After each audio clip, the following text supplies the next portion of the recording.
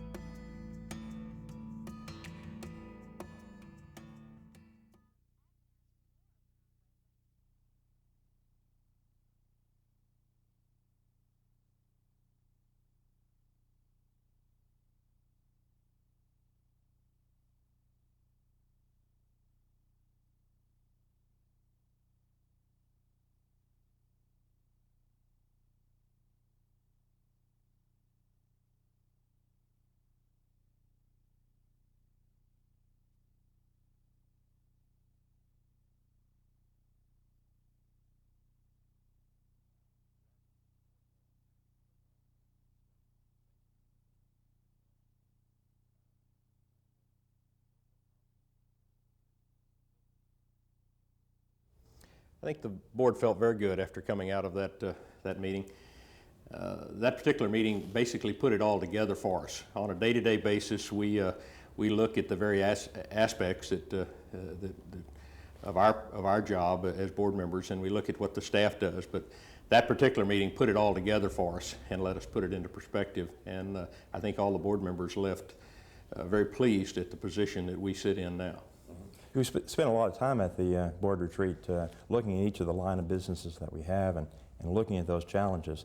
The board's confident that we're doing the right thing in terms of the way we're looking at the future? Yes, it is. We did spend a lot of time looking at each individual line of business, but one reason we were doing that is to see if we're positioned right for the future. We're not really sure what's going to happen in this session of the legislature. We're not sure whether we're going to be deregulated, if anybody's going to be deregulated. We're not sure what's going to happen, but what we are sure of is that what we've done in the past and what we're currently doing will put us in a good position no matter what happens and what comes out of the legislative session. As you said, the board of directors had a good feeling about that. What about other outsiders who are looking at the LCRA? Well, one of the groups that we had there was representatives of Moody's and Standard & Poor's, that is our rating agencies. They, in fact, keep the report card on the LCRA. They met with us to tell us as a board what they look at, what they're looking at in utilities, both now and in the future. As a result of that meeting, everything that they said they look for, the board and the senior officers there felt very good that we have not only are doing but have been doing for some time. That Standard & Poor's, the folks who were there, seemed to think that we were heading in the right direction, and since then have taken a very systematic and formal look at our operations. That's correct, and I was going to ask Mark to bring me up to date on what's happened in the last over the weekend with that rating. Well, we're really proud. Standard & Poor's has raised our bond rating to a AA-. That makes us one of only 4 utilities in the country, wholesale utilities in the country, that have a AA rating. And that's a remarkable accomplishment. In fact, they've raised our bond rating twice in the last 5 years, which is just unheard of. Give you an example, our biggest competitor, West Texas Utilities, or one of our biggest competitors, they just had their rating, or their outlook rather, changed. They went from a stable outlook to a negative outlook last week, and we maintained our stable outlook and went AA-, and that sounds like a bunch of financial gibberish, and that's because it is. But when you really get down to it, it's like a report card. And that says to people who want to buy our bonds and who are looking at us that this is a really good outfit. And they don't look just at the money side of it. They look hard at your management, they look hard at your strategic plan, and they look hard at your financial condition. So it's the complete test. We've had a goal around here to be a regional authority with a good national reputation, and we're well on our way. I think our challenge now is, okay, we're in this group of the top 4. How do we be the best? How do we be considered the best wholesale utility in the country? What are the things that we need to do to make that happen? Do you think the employees' understanding of the mission of the LCRA contributes to that overall success and progress of the company? Well, I don't think we can get there unless everybody does understand it, but I struggle with what's our mission just like everybody else. This is a pretty confusing place. When you look at everything that we've been given to do by the legislature, it doesn't add up into just a neat little single focus. You know, we're not the guys who just sit out there and do one thing every day, and most of our competitors are. TU, Central and Southwest, West Texas Utilities, all they do is make electricity. That's an important job, but that's all they do. Even DesTech, the folks that are putting the ads in the paper now, large independent power producer, co-generators, that's what they do. We don't have it that easy. A big part of what we do is make electricity, but that's not solely why we were formed. You've laid out a very specific challenge to every employee, that every employee understand and accept the mission of the organization within a year. Why do you think that's a very important thing? Well, one, just as a reminder of why we're here. I mean, it's good every now and then to go back and read the statute that created the LCRA. I've also asked that everybody in the Buchanan Group, everybody in senior management at LCRA, read the act again. And I do that simply as a reminder. It's a pretty clear document. It gives us our marching orders. And I think in many ways that's what the board retreat was all about. It was really, all we did is take, when we get up in the morning and we don't have the ability to change our mission without going back to the legislature. That's done for us. What we did in this retreat that I think was different, and what employees will see that is different, is that we've taken that mission and we've divided it up into 5 statutory lines of business. And we've not done that before. There's been a gap. If you look through our business plan, or you go back over all of the, the rhetoric and the leadership talk that we've done in the last 5 years, we had a mission statement, and we've had our business plan and our long-term goals and our key result areas. But time after time, I've had folks say, well, where do I fit in? I mean, I'm over here in electricity, or I'm in land resources, or I'm doing this, or I'm doing that. I'm in a group that's bigger than your group, so am I more important? I make more money than your group, so am I more important? Well, without our 97% revenues in electric resources, you guys wouldn't be able to get to do these parks. Well, there's a flip side of that, is if we weren't out there doing these parks, you guys probably wouldn't be working for us, because somebody else would be providing electricity. So we looked at it, and if you look at the Act, it really gives us 5 basic missions, which we call statutory lines of business. And that's energy services, water and wastewater services, regulatory services, we are a regulatory agency, land and recreation, community development or economic development services. Let's see, what else? Is that 5? I think that's 5. So those are the basic things that we do. Mm-hmm. And you say, well, wait a minute. I didn't see accounting in there. I didn't see office services in there. I didn't see information technology in there. I didn't see corporate communications in there. I mean, that's right, you don't. Because those are support services. They're very, very important. But we're not here to have a corporate communication services. We're not here to have a general manager. We're here to do those 5 things. Mm-hmm. And we're going to do them better than anybody in this country. And we're all a part of making that happen. Well, does that mean we're 5 companies, or does that mean we're one company with 5 parts? I think it's one company with 5 parts, but I have to say that even as we go over into the future, I think we may be driven a little bit more to some separate bookkeepings and some separate financial analysis and all, but it really ties back to the same central outfit. I mean, to me, there's 2 ways to look at it. You can say that we're one company with 5 different missions, or 5 or 6 different companies, mm-hmm. but we're all doing the same thing. Well, that same thing is what's in.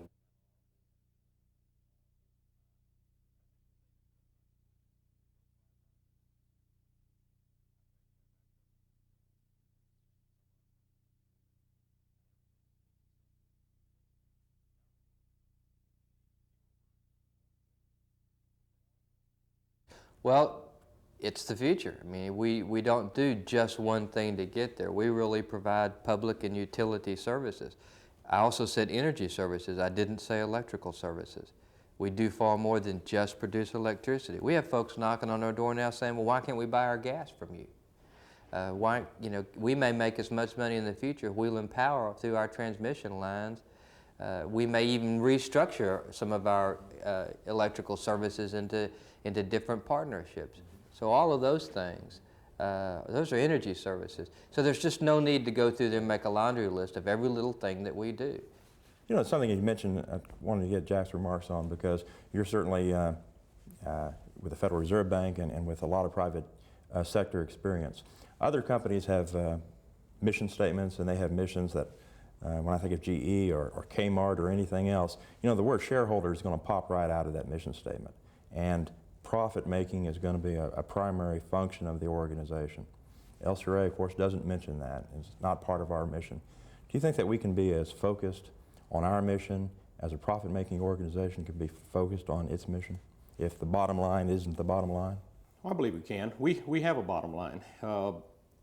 We don't have stockholders, but then again we do. We have the state of Texas. We have customers, and part of our big challenge is to be about as competitive as they are, but be more competitive than they are. We're right now, we function in that world and have to be very competitive with them.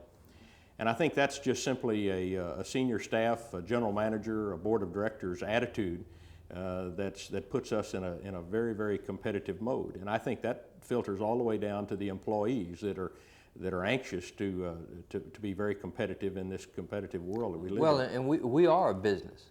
We're a publicly owned business. We're a community-owned business, but we can't kid ourselves. I mean, the real framework of the LCRA is that we were given these things to do, and instead of being given taxing authority, or instead of being given money from the legislature, they said, well, y'all can go make this product and sell it, and that's your source of revenue. And as we've said over and over again, man, we can go broke.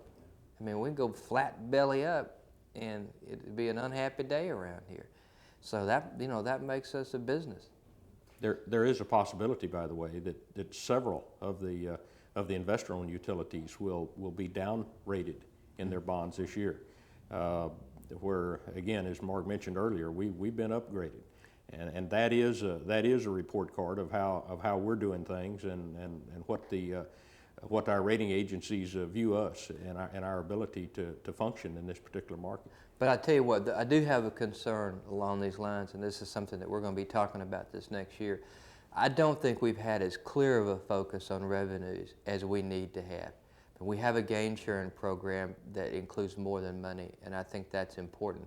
And we've done some financial things with our debt and writing some things off that make our bottom line a little bit confusing and hard to read in the annual report for the average folk. But even beyond that, we haven't really started out the year and said, okay, we're going to get these things done and we're going to make X amount of dollars. And we're going to have more of that mentality, because this marketplace, particularly on the energy side, it is going to change and change dramatically. And we'll talk about that a little bit more in a minute, but it's going to happen. And it's going to put a real focus on our bottom line, whether we like it or not. And so our model is going to be more of that. We have two lines of business that really have the potential of, one, providing a great service, and then two, making a profit. That's energy and water and wastewater. And so the model will really be is that we sell electricity and energy services, we sell water and wastewater services, we do make a profit off of that, and that profit is what goes to help out regulatory services, parks and recreation, and community development. And so the difference, you're talking about our shareholder, that's where our profit goes. And I want to be able to trace that so that we can say we made $40 million last year. We're going to try to make $30 million this year, and then we're going to show where that $30 million goes to everybody in Texas. And that's a real business way of looking at it, but that's exactly what we are. As Mark was saying, you know, we were given in our creation the Colorado River as an asset, and given the responsibility to be the steward of that asset for the state, and then allowed to kind of keep pouring money back into the service area to build it. Do you think the state looks at our mission and says, that's as alive and that's as real today as it was 60 years ago? I think those that really look into it do. A lot of times, with the success that the LCRA's had, I think a lot of people in the state almost take us for granted. And when there is an issue, it might be the issue of a major flood, or it might be the issue of high utilities in some areas. At that point, when they look at us and look at us close, then I think they say, oh, they have done an excellent job in the areas that they're functioning in. But I think most of the time it runs smoothly enough, they almost take us for granted. Of course, you've been able to look at us back from the mid-'80s when you were on the board, and again now. What have you seen in terms of the way we've refocused our attention on our mission? I see a much more business approach now than we had then.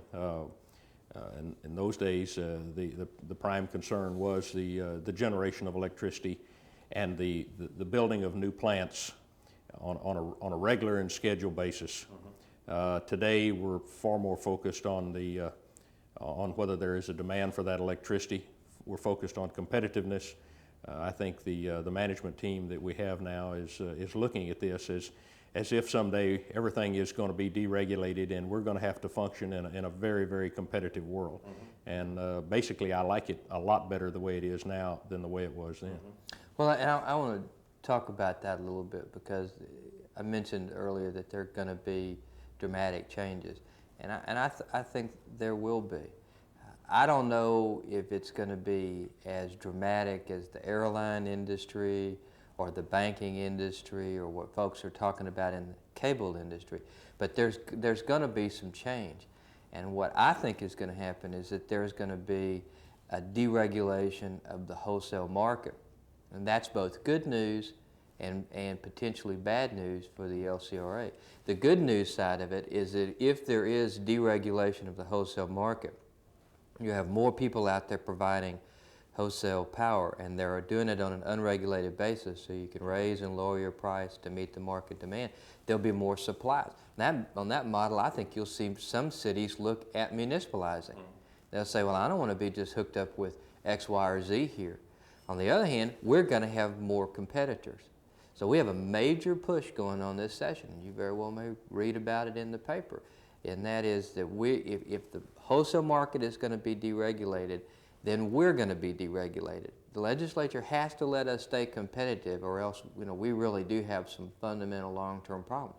Once they do keep us competitive, if they make those changes, then we have a greater ability than ever before to sell our product, to make sure that our surplus is sold off, and to be in a viable partnership with our communities. And that's all very important.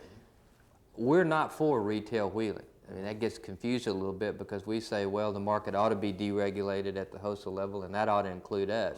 But we don't support that HEB or just X or Y, Z company can go over here and get power from anybody, because I don't think the marketplace is set up to do that now. I think it'll collapse. It may happen someday, but it needs, if it does happen, it needs to be well thought out, or you're going to really see, if a big company can go buy its power, still has to have the transmission lines and all the infrastructure. So it's the residential ratepayer and the host utility that's going to have to pick that load up, and that means higher rates.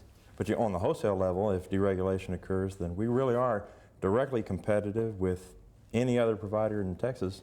We got three things that are going to define our success in all areas, and it's, I guess it'll become known as my 3 R's. But I mean, and that's rates, revenues, and results. Period. Our rates are going to have to be competitive. But we have to produce a profit like everybody else. We have to satisfy our bondholders, and we have things that we need, extra things that we've been asked to do, so we have to produce a revenue. And we have to be a results-oriented organization, because there are specific things that have to happen every single day around here. And those are the three things that are going to define our life. Right now, we're in good shape, but we're going to have to be better to survive. When we look at the Act, it kind of tells us what we can and cannot do in fulfilling our mission. But is that a static document? Is that just created once? In thinking about the future and what we need to do to fulfill those 3 R's, should we be thinking about the way we do business now, or the way we ought to be doing business if there were no Act, or if we could get the Act changed? I think from the board perspective, there isn't anything static around here. No, not really. And even though the Act doesn't change, it can, but it doesn't change. Conditions change, and the deregulation issue that's come up, the retail wheeling, all of these things are things that get us in the mode to think about change and to look at ways to stay competitive in the future. One thing that hasn't changed, I believe, and that's our relationship with our customers. If it has changed, it's changed for the better. We see a good working partnership, and that, if there is any type of wholesale deregulation, is going to be very important, because we're going to have a good relationship going in and working at all aspects with our customers in that situation. We started out by talking about the mission, but we quickly got into how we're regulated and the laws that created us, and what our markets are, and what our customers are, and what the relationships that we have with our communities are, and that really is part of the mission as much as anything else. That's the real world we live in. Well, they're talking about all these dramatic changes, that exempt wholesale generators, which is a term that came out of the federal laws that were passed, the Energy Act, and last year of Bush's administration, and independent power producers. And, well, we are, in many ways, an exempt wholesale generator. We've been producing power on a wholesale basis for 60 years. We know how to do it. We've been doing it under the yoke of regulation since the mid-1970s. We've learned how to do that. We can be successful, whether the world is round or flat. I mean, this organization has proven that. So, I don't get all that concerned about the change, quite frankly. We've met that test before, and I think we'll meet it in the future, as long as we recognize that we're living in a changing world and that we're going to have to respond to that. And whether you're in Flatonia, Texas, or Schulenburg, or Mason, Texas, or up in the McCullough Co-op area, you're dealing in a global society. Now, that's so cliche to say that now, but I mean, it's just a fact. If something happens in some remote part of the world, everybody knows about it now. Everybody worries about it now. Everybody sees it on cable TV. Every kid walking out of every high school today will be looking at going into some kind of job that he or she is going to do that will have some association with some other country, not some other county, some other country. Mm-hmm. And that's the world we live in. And as we approach our next 60 years, my job as the manager, I think this board's focus has been, let's get prepared to make the next 60 years be as successful as the past 60 years. And I just don't have any doubt that we can do that. And I think there are a lot of other folks looking at us that feel that same way. Right.